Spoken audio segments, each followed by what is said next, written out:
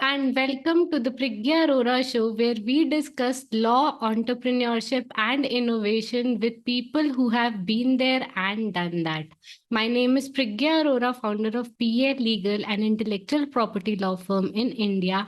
And our guest for today is Mr. Tarun Khurana. He is the partner of Khurana and Khurana. He has been my mentor throughout my journey, and I'm super excited to have him on my show. Welcome, Tarun sir, on the show. Great, Priggya. Thank you so very much. And it's always been a pleasure to stay in touch with you. And I remember my days when we were working together for several years. And great to see you growing and great to be a part of the session as well. Thank you so much, sir. So my initial starting point in my career has been you. Whatever I am today is because of you. And with these words, I'll ask my first question, which is, can you tell us your life story and how did you become the person you are today? So I come from a very straightforward, humble background. My father was in the Indian Air Force, so I did my education in government schools all across the country, and did my engineering thereafter. Did my masters from BITS Pilani thereafter. Did my MBA and my law together. My MBA was from IIM Lucknow and did my law thereafter. And ever since I think I came out of college and was working with software companies. Innovation, filing of thinking of ideas was an activity that most of these companies did prompt and encourage, and therefore I was a part of certain patent processes and portfolio developments as part of being in those companies, and then thereafter thought it appropriate to try and sort of scale up a practice and see how things move out, and therefore I joined a law practice based out of Delhi for about a year or so, and basically to just understand how things are on ground reality, how patent prosecution and drafting is to be done, and then did a fair amount of about 40-50 patent drafts in about a year, and then decided to see if we can try and scale up our own practice and see how entrepreneurship is, and how you've started a few years back is when I started off in 2008 with me and my father, and both of us are founding partners. Both of us fortunately are first generation entrepreneurs in that sense, and we've been glad to be where we are today. Wow, sir, awesome. Now a team of 220, and once upon a time you were two people. I'm sure it would feel great and honored at this point of time in life. So, sir, today's podcast is basically focused on how we can start our own practice, build up, scale up, and things like that. So, let's take our viewers from along a journey. Like I think, like when I started up, I had a lot of fear in my mind that how will I do? How will I leave my job and how will I start up my own practice? So I think it all starts with that. What are your take on how to start up, or what? If people are just thinking that they should start up, what should do they think in there and process further?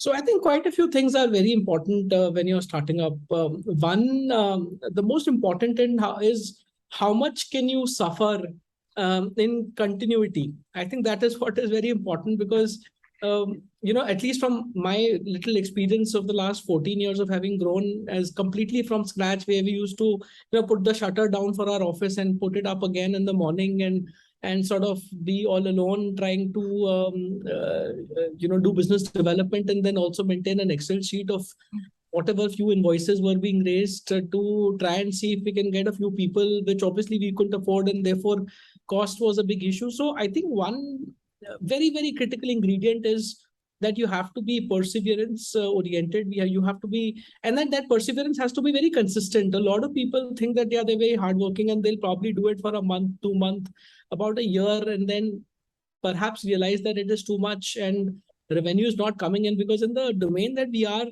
where prosecution is a fair bit of the practice, most of your whatever you earn, perhaps in the first few years, at least that is how it was for us, was getting reinvested back as official fees, as government fees back into the patent office. So there was very little that we could actually make in the first 3, 4, 5 years, because that churning around was so much, because while you were growing up year on year, your official fees was also growing up, but that official fees was coming only about 3 to 4 months down the lane from the client side. And therefore, while you were growing, you were not making anything out of the whole exercise. And therefore, consistency is very critical. You have to be, very, very consistent every day. Come at a defined time, go at a defined time, just repeat it again. You may want to do business development by sending out a few hundred emails a day, or add people on LinkedIn, or whatever the usual business development strategies are. But, the response is so minimal that if you actually take it to your heart and start feeling bad about it, I don't think things would take forward. You have to come back with the same zeal in spite of every day being a low day compared to the previous day, and come back and do it and do it, and then repeatedly do it, and tirelessly essentially ensure that the efforts are not minimized at all. The second point is, you have to be absolutely independent. You as a professional, I think when you are starting a law practice, the intent should be that you should have that capability to be able to independently handle the project when it comes. Because if you're a professional who probably is very strong on the legal side, but from an IP perspective, not technically strong enough, then doing patent work on your own will become very difficult. And even if you do it, it will not be up to the mark, and therefore you will rather lose reputation than gain it in the market, and that is not good in the first few years at all. In fact, not good anytime for that matter. So it's very important that you do not depend on non-founders, or for people whom you are hiring or bringing on board as non-partners to do the work. Correct. Because then you'll always be dependent on them. So I think if these two things are there, that you can do the work yourself, even if you were just doing trademark, but if you're a good lawyer and understand trademark practices and procedure, and can sort of guide, advise, file, respond, do opposition, the whole life cycle, you should be able to do it yourself. And only then is when you will be able to scale up, because otherwise you'll always have dependence on others. And because retaining talent is very difficult for initial few years, and people always, usually employees would like to work with bigger firms, with more firms with there's more cushion around, where Saturdays are off, where things are more comfortable, where basically life is more comfortable. You have to ensure that you are fully sufficiently working together. And these two or three things are very critical from my perspective. Very, very rightly said. I think first year, like when I started, for me, the first year was like that only. I didn't know how much money I earned, but all of it, where it go, that also I didn't know. I didn't know. So I think, but yeah, as we grow, do things get better? And what is there a tipping point which comes, or is it like a stagnant, steady growth, or is it an exponential growth? To my perspective, growth is always proportional to how much hard work you put in. Yeah. And not just hard work as in donkey hard work. Not smart work is what I would say. But there is no replacement. There is, irrespective of how smart and innovative you might be, if you are not putting in about 12 to 14 hours a day, scaling up in a practice which is not just IP, any legal, non-legal, any social media venture, any digital marketing practice, whatever it might be, it will be extremely difficult if you're thinking that, that entire mentality will be that, I'm working 8 hours and while I'm an entrepreneur. Both of them just can't go in sync with each other at all. You have to be slogging yourself for years and years, and with a very clear intent that, at the end of the day, where is your margin coming in from? Where is profitability there? What kind of client should you target? What age are you? Because when I started, I was 24. So I had a lot to play. I had to act more matured because I didn't have much experience, relevant experience in IP, just about 10 to 12 months, as I said, with another law firm. So I didn't have much to, and with 24 years, nobody takes you seriously, particularly large companies. So whatever and whosoever is taking you seriously, you have to ensure that you do strong, good work that is recommendable, and they can refer you to additional clients. But more than that, do consistent hard work of 12 to 14 hours, if I were to quantify that, every single day for at least 4 or 5 years. That's the kind of time frame that I would put across. And be smart, because you should know where your revenues are coming in from, what kind of clients. Because if you're working only for startups, where you're getting, for example, just a facilitator fee of 10,000 rupees, and that too comes after 6 to 8 to 12 months or so, neither would it be exciting, neither would it keep you motivated enough, that there's so much of drafting quality that you are investing in, but you are not getting the right value for it. So you have to be And then you have to focus on international clients, foreign clients, international entities, because that's where perhaps more margin comes in from as well. So that balance in terms of how much to travel, where to travel, because traveling also incurs cost, and you don't want to be in a situation where you are taking a loan or you are sort of asking for funding, etc., because that's not the norm, and that probably will dilute the whole. Because if you take a funding of a few lakhs or even a CR for 20, 30, 40% of a stake, at the end of the day, you will for all your life be minting money for somebody else at the end of the day. So I think it's very important that the client selection happens, and that depends, because if I were to start a firm now, I would probably have very little of my focus on startups and individual clients. But at that time, startups were the saviors, and therefore I did a lot of events, and I used to go and speak and start, because there are very few firms in India that were doing that level of targeting, and therefore I thought there was more bigger focus there. Educational institutes were just attempting to develop portfolios, so that was another area that we focused upon, because while the fees was low, at least there was volume that we could bank upon, and I knew how to draft 2 applications a day, maybe 3 a day, whatever that number was. I was never dependent on anybody else to sort of do the work, and therefore was always able to sort of manage it accordingly. Yeah. So as you said, like, because times have changed and we have options, like we can, make a base price for us, that below this price we would not go for drafting, or will not file a FAR response below this price. Do you think that is also a good strategy? Because then we'll be able to focus on clients with whom we want to work, and Well, not on the clients where cash flow is not coming. So I think very differently, and I'm being brutally honest, because these are, things that I have learned. So whatever I'm saying is my personal perspective. Nobody else may sort of find it, maybe relevant for them in that sense. But for me, there is never a base price. I'm very happy to work. I have done patent drafting initially on for the one of my first clients was a company based in Delhi, which was a company called Root Guru, which is no longer there. And I drafted about 2 applications for them at about 5,000 rupees an application. And I look at, again, very personally speaking, I don't look at what is the best bare minimum. If I were to work with an IIT, or even with Sales, Authority of India Limited, but the name is big enough for me to get a good reference point, and for me to be able to use that name for all my perpetuity that we have represented them. I will not look at the cost, for instance. I will also not look at the cost if I were to work for a startup that I feel very connected to the idea. In that sense, that they probably may become very big. I would also not hesitate to work for individuals who have a good, academic background, and financial otherwise matters solely now at this particular stage. But fortunately, that we have a team of about 120 people, that their drafting is being done by people with varied experiences. You can always have a relatively lower experienced person representing a more cost conscious client for that matter. But even initially on, even if I were to do it on my own, I would look at whom I'm working for, and if I feel excited about it, I would not hesitate at all working at what, even for free for that matter. Because if that person is going to eventually file a PCT and go to 20 countries, I would rather work for a client like that, rather than a client which probably may only file an Indian application, or maybe 20 of them as a startup, and never go outside. So all of those are parameters that you consider, but surely never a 10,000 rupee or a 15 or a 30 or a 40,000 rupee base below which you will not come. I have never been of that sorts. Yeah, so the idea was for asking this question was like how to choose clients. Like, is it on the base price? But you have already told us about the parameters, and I think that works very well. Like, we should have, like, as lawyers, we should also have freedom to choose our clients instead of any person coming to us, and for every person we are working. So I think that was the whole idea behind it.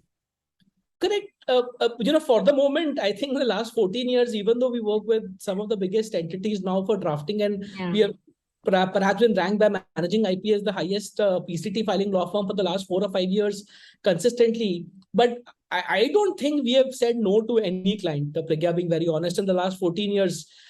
We've quoted and they've countered back, and we have said, no, we would not be able to. But that's not that we refused to represent the client. And obviously there's a conflict. But I always look at that particular client as giving me 10 other references rather than just look at that client. Correct. Absolutely. My always view is that if I say no to him, any potential reference for him in perpetuity is also gone. Yeah. But if I say yes to him at a lower value, then all the references, if we do good work for him, then all references that might come from him for all time to come will sort of directly come to us. And that is how you, Yeah. because he may refer, because there was somebody, for example, in the firm who went out and became an in-house counsel. And I have many references of that nature, whom we worked with, whom we had good relationships with. They wanted to work with a corporate. They went into a corporate and then we started working with them. So antagonizing anybody, saying that, we will not be able to represent for whatever reason, has never been at least the mindset here. And but we obviously, quote, and if they counter back, we respectfully say that we will not be Yeah. able to do that. Yeah, great. So, sir, now, let's discuss another tussle, which is like, should we go on hiring and building a team first, or should we focus because individually, when we are at the starting stage, it becomes very difficult to decide, go full on in business development. If work comes, we do not have a team. So, should we start with building a team, or the process goes side by side? How to take that up? Think you have to balance it, Prigya. Because from my experience, I think I became independent of operations only about 4 or 5 years back. So for a good 9 years in practice, and I'm Yeah, sure you can vouch for it, when we were working with certain US based clients for drafting of applications, either I was drafting it with you and with other colleagues in the firm, or there was review happening, etc. So I think for the correct. first 5, 6, 7, 8 years, I was very heavily involved, but that heavy involvement was at not 100% involvement. It was very Yeah, heavy that I was drafting application, but always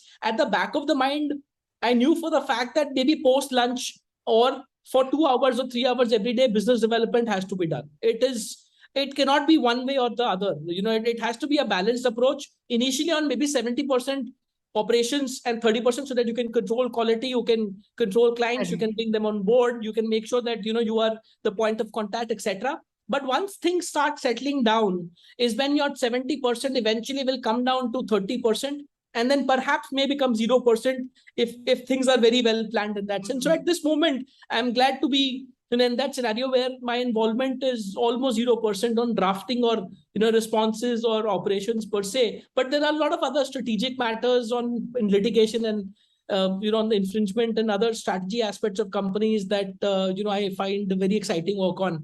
So I think therefore going outright hiring will not be a good deal, because then people will not see you as a person Correct. doing. So it's your firm's name will surely grow, but your name will only grow when you are the one corresponding. You are the one who gets Yeah. referred and recommended. So it's very critical that for the first 4, 5, 6 years, you are the face of the firm, not just in terms of being a managing partner, but Yeah. also very critically that you are the operations person for them to be a point of contact on. Correct. That's how you build a foundation, and then you withdraw by hiring good people on board. Yeah, I think that is very, very important, especially for lawyers or professionals, because people connect with people. People will speak to us and they'll understand that, does this person possess knowledge of patents? Will they be able to draft our application or prosecute it well? If they are giving us international application, they'll vouch on the person who is actually Absolutely. conversing with them. So I think that is very, very important in that sense too. Absolutely. And in fact, it'll be a gradual, because now that it's been 14 years, when I look at it from a backward perspective, I think that there was never an instance where a client 4 or 5 years in the last 4 or 5 years has ever told me, Tarun, why are you not drafting? Yeah. Because they've realized that this firm has gone through that cycle and evolved to a level where perhaps maybe Tarun is not drafting for certain matters. It's not that he's withdrawn, but he's a very active member of the practice. But there are other areas that might require attention of a partner or of a managing partner, which is perhaps of a size of maybe 220 people or whatever that it might be. So I think then people also realize, but if you do that from the very beginning in the first 5 years itself, then there will be a disconnect as to why it is Priggya Yeah. Arora's law firm, and why Priggya Arora is not the one who's in the loop. Why is everything getting Absolutely. shelved off to somebody else? So it's very important that you're doing it for the first few years. Yeah, absolutely. I think that is very, very important, because the person needs to be connected. They can't disassociate. I have never seen a person giving work to a law firm just And without knowing who the partner is or who is drafting the Absolutely. application. So the work comes to the firm only on your name at the end of the day. Yeah. After a while, if you've scaled up, etc., then people will understand that why you are not doing it. But for the first, but the work will still come, because even at this moment, while there is a business development team and other partners in the firm, I think I safely can say that about 70% is coming through, one or two people who probably have been very integral to the firm from the very beginning itself. Other than that, a lot of referral comes because of the firm does good work, etc. But that one or two people who are very clear founders have to be very cutthroat in terms of being involved. And then as you scale, you focus on higher value clients and higher volume clients, etc. But never lose sight of or never dilute the attention that the startup requires at the same time. That balance has to be maintained, Priggya. Yeah, absolutely. So now let's discuss about the hiring strategy. Like when we first time hire people, what are the aspects we have to look? The financial, the non-financial, all the aspects that we need to consider while hiring. So I think we made a few mistakes initially on, and I think we learned very significantly from them as well. I think cost was an aspect that we always felt was important as a parameter. But as we matured up, and I think after about 3 or 4 years of our existence, focus was always on quality, even from day one. But again, cost was a parameter, and always when you compromise on cost, you are sort of compromising on quality in one way, because the quality members would not apply at that cost bracket, so you would not know. You would think as if, it's an open position, but at a given CTC, there'll be a lot of people who will not apply, and those are the people you would not even know because they've never applied. So I think when I look at it, the hindsight, there has to be a balance. Obviously, outrightly, you cannot have heavy packages flowing in and then suddenly there's not enough work. And also you have to set expectations very categorical, that you have to draft, say, an X number of applications, because very hypothetically, if you are charging 25,000 an application, and if there are 10 applications a month that person is able to do, and therefore as a result of which you are able to perhaps make a billing of 250,000, but if that person itself is about half that compensation or 60% of that compensation, then the firm makes very little margin to play with. And when I say to play with, it's not margin that the partner would keep as profit, but you need an amount to reinvest back in terms of business development, infrastructure, better facilities, laptops. These are expenses that are galore, and official fees for that matter, which is also an investment for 3 months. So you're losing all your interest, etc. on that. So I think it is very important to manage the cost, get sample projects done. I would heavily recommend that people do assessment internships. So it's better that people hire maybe not fresh 1 or 2 years, maybe from a different domain, because we've been very lucky to have in the office location, and you've experienced it yourself, to have people who are living nearby who have 30, 40 years of experience, not in IP, but very core technical experience, whom we bring on board and then train for 6 to 12 months. And then about 6 months, they're as good as anybody else. And by virtue of them having 40 years of experience, their discipline, their focus, their intent, everything is fantastic, in totality.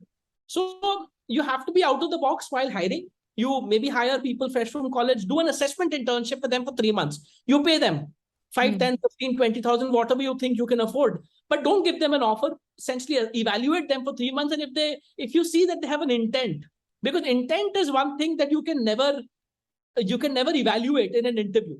Unfortunately, evaluate how consistent he has been. If he's changing jobs every 6 months, out of the picture, there's no question. Even in a year, there's no question. If in the last 5 years, this is his 5th or the 4th job for that matter, very difficult to, evaluate. And perhaps for a startup, I'm saying, for the first 5, 6 years to get on board such a person, because when he will come on board and we'll realize that it's a small team of 2, 3 people, which are disconnected, perhaps in, different offices, we're not even face to face. We saw a lot of trouble because of that, because they wanted people to sort of talk to discuss with. Then I and other core members were always tied up in 100 things that we were doing in parallel. So founders would never have time to socialize in the manner in which the employees would like them to socialize. So it's very important that you get like-minded people, set the expectations very clear, that we are a small practice. We are very thorough in what we do. We are extremely hardworking. We want people who are very simple, matured. if you are a firm that if you're a person who needs fancy office and a fancy building, etc., we are not the firm. You have to be very clear about it from very beginning.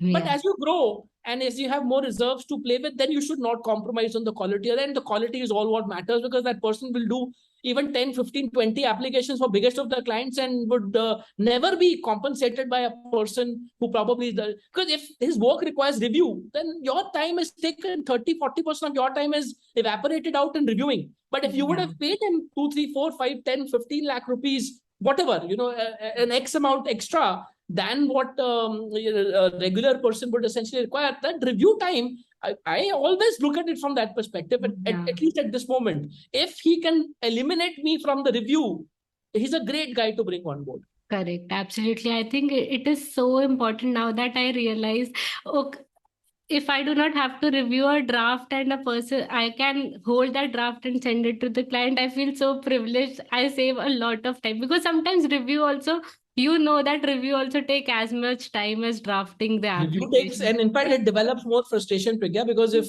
the person on board is not doing a good job and if he's making fundamental issues of antecedent basis or his English, then your mind is different, because then you will have to first, for a guy like me, I had to cancel that whole draft, Yeah. rewrite it. And that rewriting process is is under the emotion of anger and frustration, Yeah.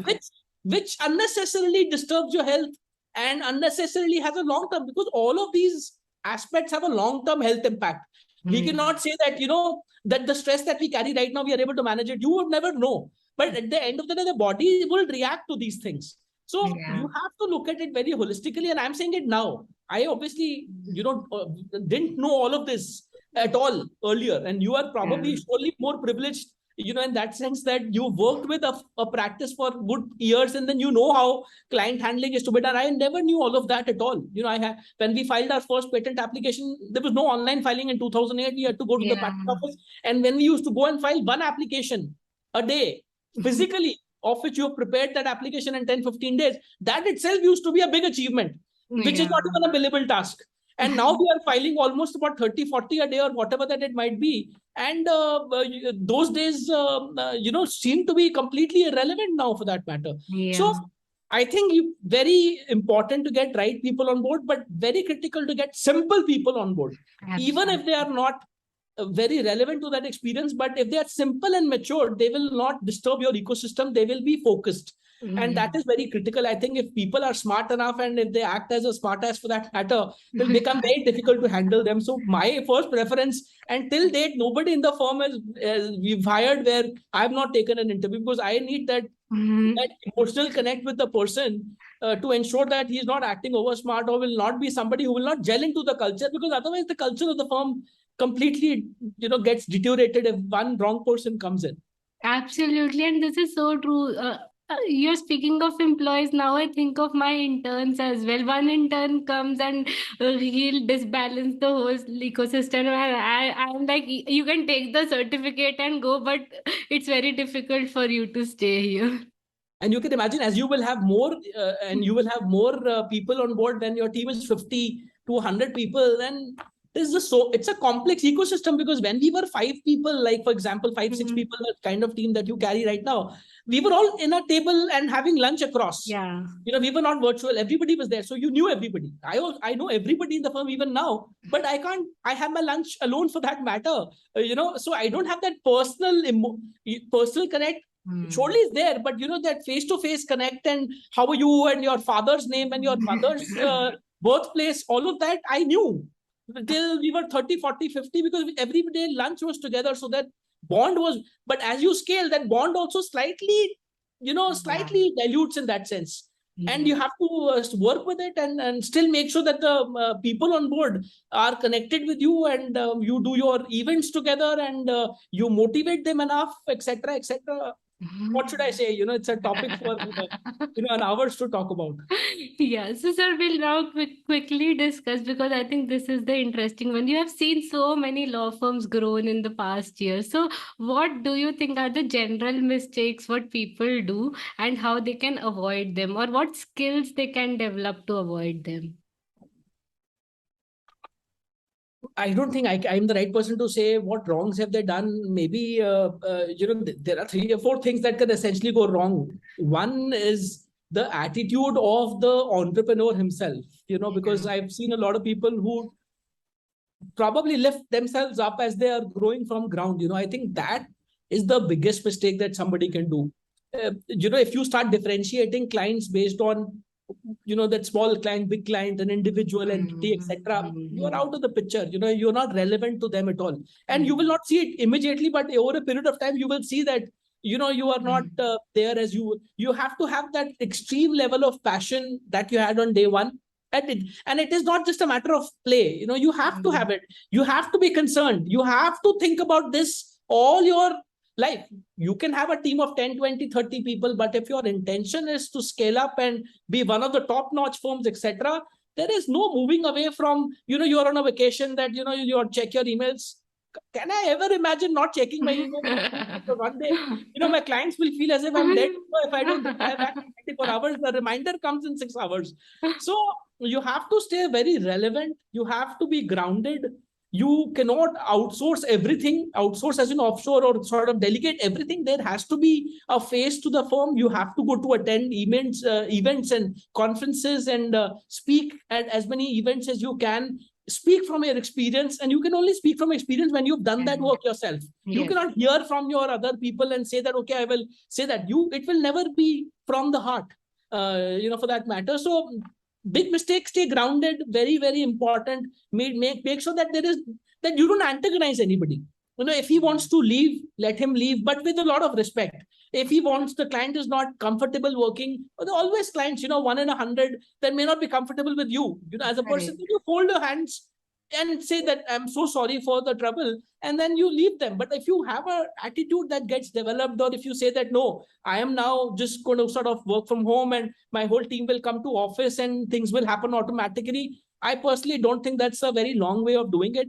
One second, you have to focus on the right side of clients. If you are only focusing on foreign clients, maybe as a strategy it may be good, but to me it's a very short term strategy. You have to represent a balanced set of clients which are able to give all types of works, all streams of work, and then you grow your practice with the right set of people. I think at the end of the day, people, Mr. Wig and Mr. Jan, etc., who've been with us for 10, 12 years, they are pillars, and without them, I can't imagine my life having sort of the firm having grown and we having evolved as a team at all. So I think take care of your team, check their well-being, even if they're in Chennai or even if they're in Bangalore. If you're traveling in a flight, you have a WhatsApp, you connect with them, say, how are you doing? On a WhatsApp, or when on a flight, nothing is connected to the internet. But if you write a WhatsApp to 100 people that you know or can think of, and everybody will be sent sooner the internet gets connected, you at least they would instantly know that this guy was thinking about me.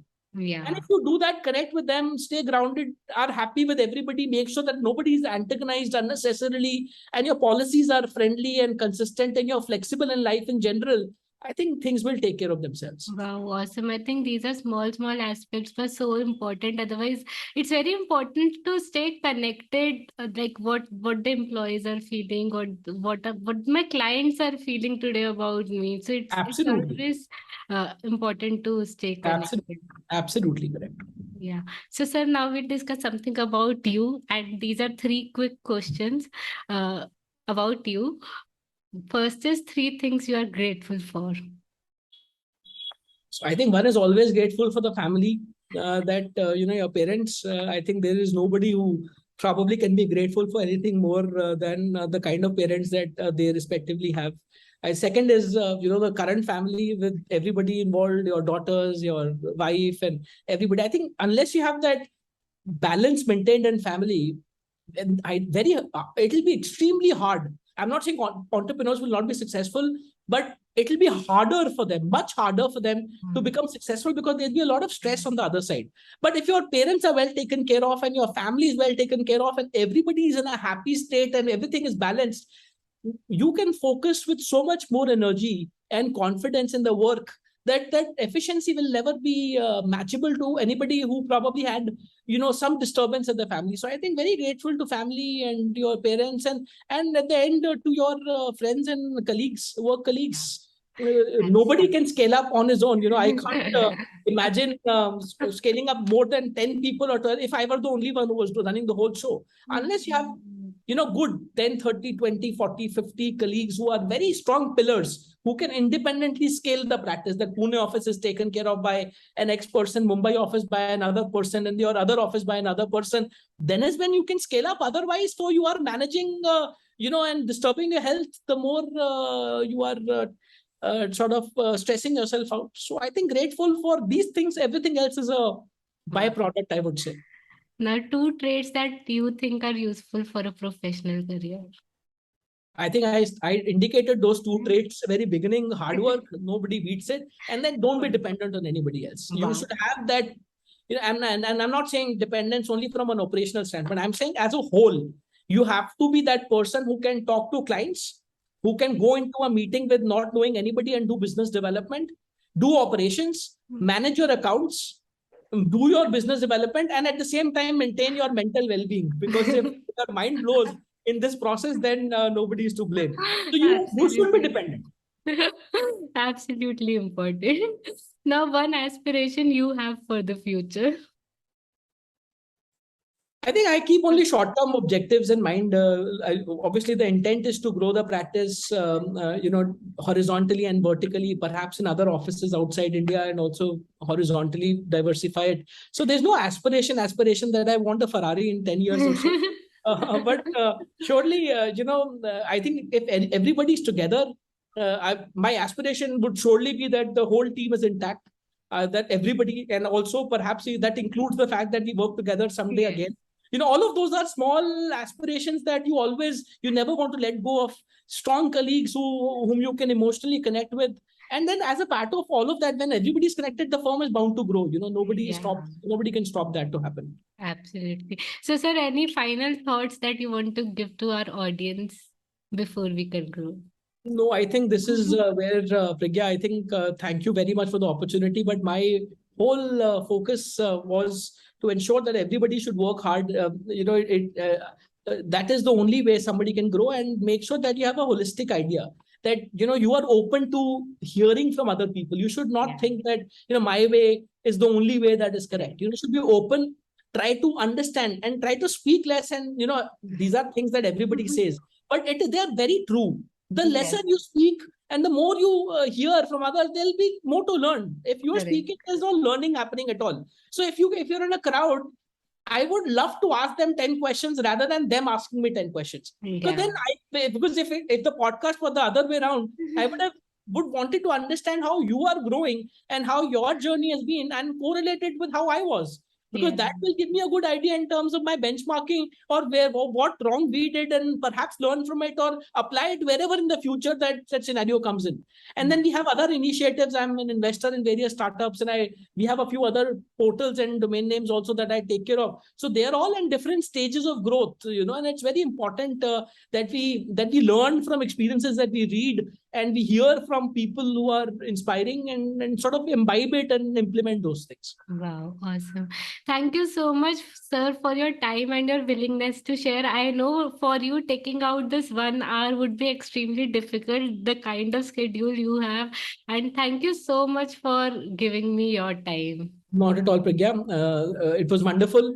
And I hope you should do a reverse podcast someday as well on you, so that we can understand and learn from how, because these are great ideas that you're working with as well, and it's great for your visibility and for for your presence and visibility in general. So do a reverse one. I'm happy to moderate that session out for you. Thank you so much. I'll probably do this soon. Take care. God bless you. Thanks for having me. Hey there, thank you for attending today's session. If you enjoyed today's session, do follow our channel and consider sharing it with a friend. My name is Priggya Arora, daughter of inspiring parents, alumna of IIT Kharagpur, engineer turned lawyer and entrepreneur, and now founder of PA Legal, where we help creators and innovators protect their intellectual property. Thank you.